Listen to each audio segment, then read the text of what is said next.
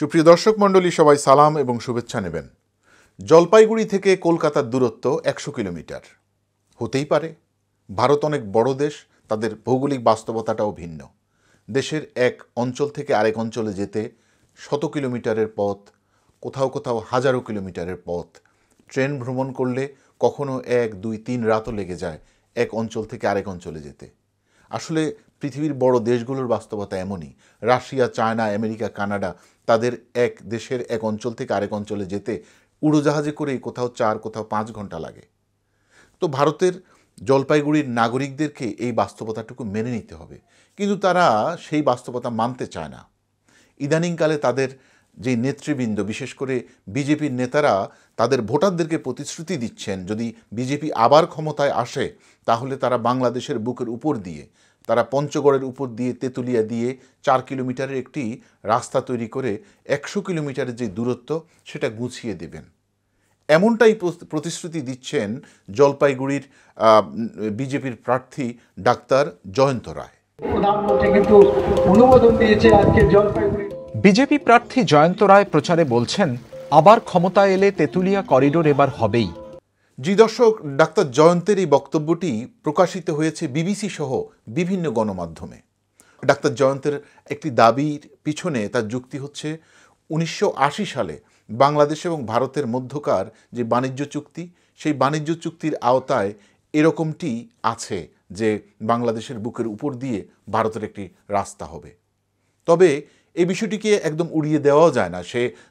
এর পক্ষে যে যুক্তি তিনি দাঁড় করাচ্ছেন সেটা হচ্ছে, বাংলাদেশ সরকার তো এর মধ্যে ভারতকে বিভিন্ন রকমের নৌ সুবিধা দিয়েছে, রেল যাতায়াতের সুবিধা দিয়েছে, এবং তাদের আস্তে আস্তে চাহিদা এতই বেড়েছে যে তারা এখন কী রকম এক দুঃসাহস দেখিয়ে বলে দিচ্ছে যে বাংলাদেশের বুকের উপর দিয়ে ভারতের রাস্তা চলে যাবে। আজকে নরেন্দ্র মোদীজি সরকারের হাত ধরে আজকে ঝিকঝিক করতে করতে আজকে এই জলপাইগুড়ি স্টেশনের উপর দিয়ে আজকে বাংলাদেশের যাত্রীবাহী এবং পণ্যবাহী ট্রেন যাচ্ছে। আস্তে আস্তে ধীরে ধীরে এগোচ্ছে। বাংলাদেশের বন্ধু সরকার আমাদের বিশ্বাস তারাও আমাদের দিকে হাত বাড়িয়ে দিবেন। আর যেখানে নরেন্দ্র মোদীজির মতন রাষ্ট্রনায়ক আছেন সেখানে এই সমস্যার সমাধান হবেন। একটি স্বাধীন সার্বভৌম রাষ্ট্রের অখণ্ডতা, স্বাধীনতা নিয়ে এই ধরনের তামাশা খুবই হাস্যকর। অবশ্য বিজেপির নেতার এই বক্তব্যের প্রতিবাদে কংগ্রেস বলছে যে মানুষকে, মানে ভোটারদেরকে ধোঁকা দেওয়ার জন্য বিজেপি এই কথাটি বলছে। তৃণমূলের নেতৃবৃন্দ অবশ্য কংগ্রেসের সমর্থনে কথা বলেছেন, তারাও বলছেন এটা বিজেপির ভাওতাবাজি। তবে ভারতের ওই অঞ্চলের যে বামপন্থীরা আছে তাদের বক্তব্য অবশ্য একটু ব্যতিক্রম। আপনারা জানেন, রাশিয়ায় যে সমাজতন্ত্রের পতনের পর আমাদের এই অঞ্চলে বামপন্থী যে দলগুলো আছে তারা আসলে পরগাছায় রূপান্তরিত হয়েছে। তারা আসলে কোনোভাবে মরিমরি করে বেঁচে আছে, তারা বিভিন্ন বড় বড় দলের ছত্র ছায়ায় কোনোভাবে টিকে আছে। তো ওই শিলিগুড়ি অঞ্চলের বামপন্থী নেতারা বলছেন যে তারা এই দাবিটি আরও 40 বছর আগে উত্থাপন করেছেন।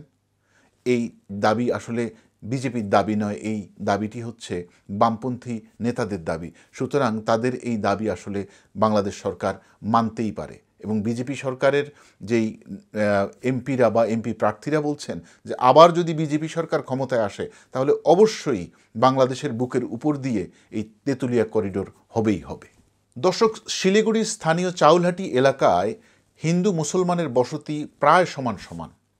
সেখানে নির্বাচনের বাহিরে ধর্মীয় হানাহানি, গোত্রগত হানাহানি প্রায় লেগেই থাকে। কিন্তু যখন বাংলাদেশের উপর দিয়ে রাস্তা যাবে, এ বিষয়ে হিন্দু মুসলমান সবাই একাট্টা হয়ে গেছে। তারাই এখন সবাই একত্র হয়ে গেছে। এখন ধর্মীয় ভেদাভেদ ভুলে গেছে। তাদের যেই নিজস্ব যেই ভিতরে তাদের যেই মতানৈক্য ছিল বিভিন্ন বিষয়ে, সেগুলো সব ভুলে যেই বাংলাদেশের উপর দিয়ে রাস্তা যাবে, এখন সবাই তারা ঐক্যমত হয়ে এই রাস্তার জন্য বিজেপিকে ভোট দিতে আর কুণ্ঠাবোধ করবে বলে মনে হয় না। শেখ হাসিনা, আমাদের এখানে মুখ্যমন্ত্রী মমতা ব্যানার্জি অথবা প্রধানমন্ত্রী নরেন্দ্র মোদী, তিনজনের যদি মিলে করে সহযোগিতা, এটা হয়ে যাবে, আমাদের ব্যবসা বাণিজ্য খুব ভালো হবে। তাহলে আমরা কলকাতা তাড়াতাড়ি যাইতে পারবো, আসতে পারবো। এটা তো আজকের দাবি নয়, আজ থেকে প্রায় 34 বছর পূর্বে থেকে এই দাবিটা আমরা করে আসছি তেঁতুলিয়া করিডোরের। কারণ তেঁতুলিয়া করিডোর হইলে কলকাতা টু জলপাইগুড়ি যাওয়ার যে যাতায়াতের যে ডিস্টেন্সটা অনেকটাই কমে আসবে। দর্শক, আপনারা জানেন যে মিশরের সুয়েজ ক্যানেল দিয়ে এশিয়া এবং মধ্যপ্রাচ্যের অনেক মালবাহী জাহাজ বা অনেক বড় বড় সামুদ্রিক যানগুলো চলাচল করে। এই সুয়েজ ক্যানেলের কারণে আফ্রিকা মহাদেশ হয়ে অনেক বড় বড় জাহাজগুলোকে 1000 কিলোমিটারের পথ পাড়ি দিয়ে ইউরোপে যেতে হয় না। এবং এই ক্যানেলের সাথে অনেক দেশের স্বার্থ জড়িত। আর এই ক্যানেলটি হচ্ছে একটি নদীপথ, এটা কোনো দেশের বুকের উপর দিয়ে বানানো কোনো রাস্তা নয়। সেটা অনেক ক্ষেত্রেই গ্রহণযোগ্য।